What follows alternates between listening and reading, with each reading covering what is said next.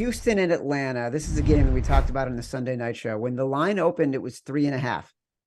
And you said, I'm waiting for it to get below 3. You didn't have to wait long as it won Monday morning. Now Atlanta is favored by 2.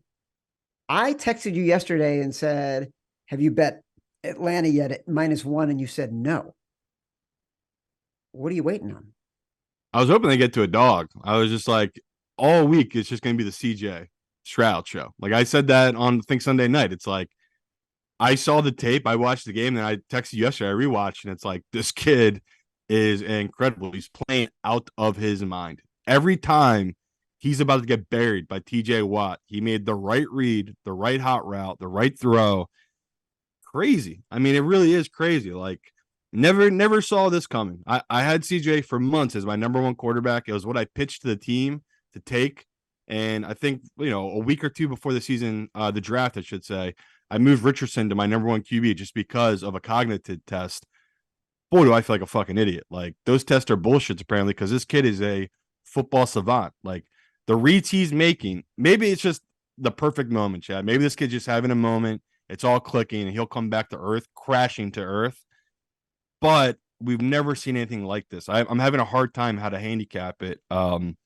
Atlanta is going to be a big bet for me this week. I'm all over this number. You can make it Simon Says, even though the number sucks now that it's moved to 2. I was hoping it was going to stay at 1.5, or maybe move to a dog, but I love this spot for Atlanta. Everyone is totally giving up on this team. Houston will be the most public dog of the week.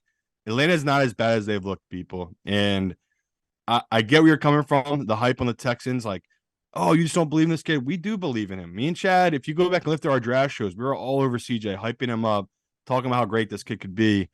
I never saw this coming. Like what we've seen through 4 weeks is something just to be incredible. And if you're a Houston fan, hell, they might be the most excited fan base on football. Like it looks like they got their guy, like they nailed the draft. So I hate to be the guy to drag them back down here, but this is insane. Like this team, the hype, all of it. This should be 3. That's why I said to you on Sunday, like if this goes below 3, I'm going to be all over this Atlanta team, and it is.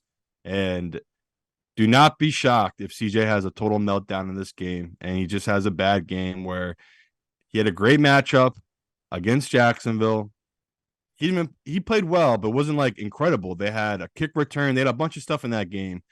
And then you had this Pittsburgh game where he did play really well. Like I said, he had incredible throws and both his tackles were out. He's got I don't even think he has a single starter. Maybe he has one starter left on that line from preseason.